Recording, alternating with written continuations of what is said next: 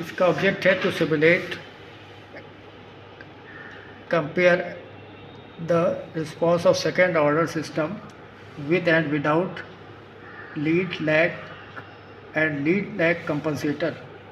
तो यहाँ पे कंपनसेटर हम देखेंगे क्या होता है। तो कंट्रोल सिस्टम इंजीनियरिंग में कंपनसेटर एक ऐसा नेटवर्क है जो सिस्टम के ट्रांसफ़र फंक्शन को बदलकर उसको स्टेबिलिटी, स्पीड ऑफ रिस्पांस और एक्यूरेसी में उसकी इम्प्रूवमेंट करता है। ये फ़िल्टर की तरह काम करता है जो एरर को कम करके और जो डिज़ायर्ड हमें आउटपुट है वो प्रोवाइड करता है।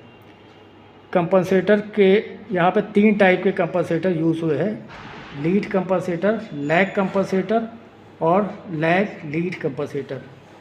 हमारी किट जो ये है, ये इसमें यहाँ पे एक सेकेंड ऑर्डर का सिस्टम लगा हुआ है, गेन 1 है, गेन 2 है, ये प्रोसेस है, ये एम्प्लीफिकेशन है इसका, ये इनपुट है यहाँ से, ये इस तरीके का स्क्वायर वेव सिग्नल इनपुट में जा रहा है। यहाँ पे इसके अंदर लैग कंपनसेटर, यहाँ पे इसके बीच में लीड कंपनसेटर और इसके बीच में लीड लैग कंपनसेटर लगा हुआ है। इस सर्किट में यहाँ पे लैग कंपनसेटर लगा हुआ है, इसके बीच में, इन दोनों पॉइंट्स के बीच में। लैग कंपनसेटर का जो यूज़ है वो स्टेडी स्टेट एरर को कम करने के लिए किया जाता है। ये सिस्टम के टाइप को बढ़ाकर और उनके ओरिजिन को पर पोल को जोड़ करके जो है एरर को कम करता है। ठीक है, यहाँ पे लीड कंपनसेटर का सर्किट लगा हुआ है। लीड कंपनसेटर का मुख्य काम कंट्रोल सिस्टम के ट्रांजिएंट रिस्पांस पे सुधार करना, उसकी स्टेबिलिटी को बढ़ाना तथा सिस्टम को फास्ट बनाना होता है। आउटपुट को कम करता है तथा सेटलिंग टाइम को कम करके रिएक्शन टाइम को तेज करता है। इन दोनों पॉइंट्स के बीच में लीड लैग कंपनसेटर लगा हुआ है और इसका काम ये होता है, ये सिस्टम के स्टेबिलिटी को और स्पीड को सुधारता है। ये लीड और लैग नेटवर्क का मिला जुला फॉर्म है।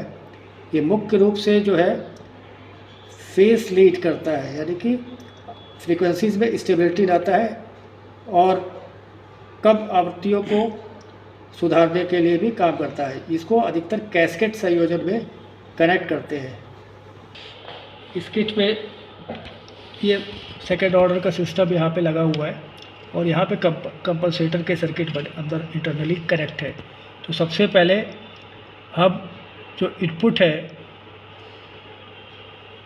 यहाँ पे आया इनपुट, ये गेन 1 में आया, गेन 1 से गेन 2 में जा रहा है, तो गेन 1 से गेन 2 में कनेक्ट कर दे रहे हैं। गेन 2 से निकल करके प्रोसेस पे जा रहा है या प्लांट जिसको बोलते हैं, प्लांट में जा रहा है। प्लांट से निकल करके सिग्नल हमारा यहाँ पे प्रोसेस या प्लांट है, पे नीचे ये एम्पलीफायर है, एम्पलीफायर में जाएगा। तो प्रोसेस या प्लांट से निकल के हम एम्पलीफायर में आ जाएंगे और एम्पलीफायर से जो हमारा आउटपुट है वो निकल करके ये फीडबैक वाले पॉइंट पे माइनस पे चला जाएगा। अब हम इस पर CRO कनेक्ट करेंगे। पहले विदाउट कंपनसेटर, हम बिना कंपनसेटर यूज़ किए हुए अपना आउटपुट देखेंगे कैसा आता है। फिर एक एक करके अलग अलग तीनों कंपनसेटर का आउटपुट कैसा आता है ये देखेंगे। सर्किट कनेक्ट करते हैं।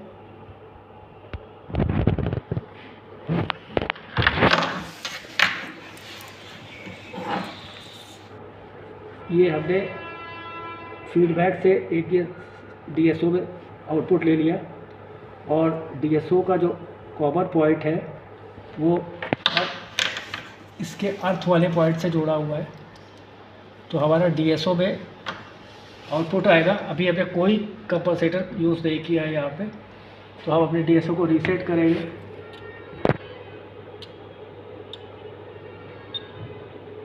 ये हमारा एक ही चैनल यूज़ हो रहा है, तो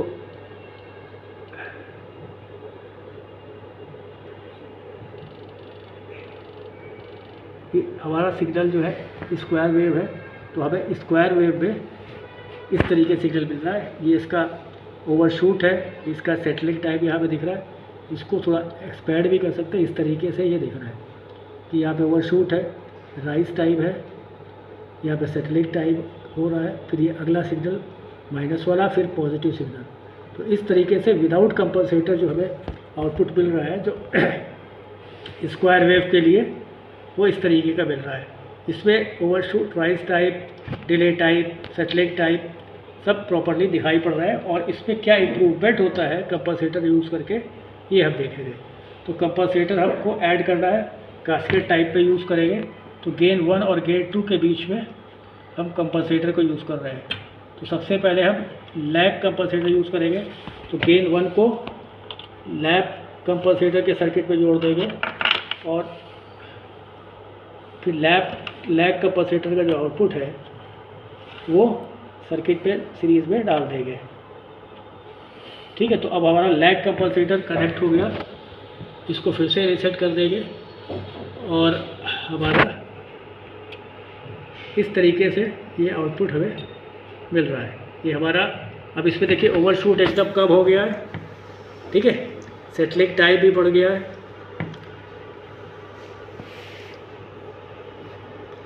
इसी तरीके से हमको लीड का अगर यूज़ करना है, ये तो लैग का आउटपुट हो गया। अब लीड का सर्किट देख रहा है, तो जो लैग में सर्किट लगा हुआ था, कनेक्शन थे, उसको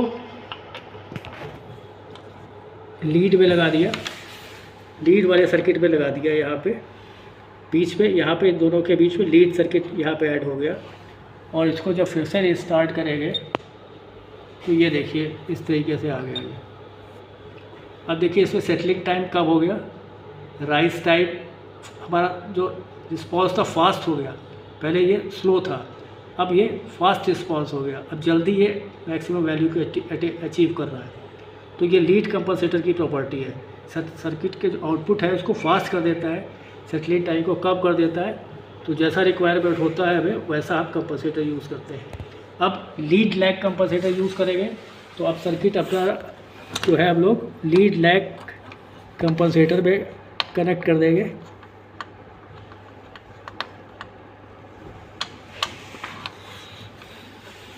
ये लीड लैग कंपनसेटर कनेक्ट हो गया। अब इसको फिर से रिस्टार्ट रन कराएंगे। अब देखिए इसमें क्या है, हमारा राइज टाइम भी कम हो गया। सर्किट हमारा ये जो लीड लैग कंपनसेटर है, लैग और लीड दोनों की प्रॉपर्टीज़ लिए रहता है। तो इसने फास्ट भी कर दिया, ओवरशूट भी कम कर दिया, सेटलिंग टाइम भी कम कर दिया। तो ये हमारा एक्यूरेट, हमारा जो आउटपुट स्क्वायर जैसा ही लगभग मिलने लगता है। तो इसके आउटपुट ये तीनों हो गए। और विदाउट, इसको हम अगर प्रिंट इसका निकालते हैं तो इसमें प्रिंट में हम देख सकते हैं, ये हमारा विदाउट कंपनसेटर है, ये लैग कंपनसेटर है, ये लीड कंपनसेटर का आउटपुट है और ये लैग लीड टाइप कंपनसेटर का आउटपुट है। तो इस तरह हम कंपनसेटर का यूज़ करते हैं। Thank you.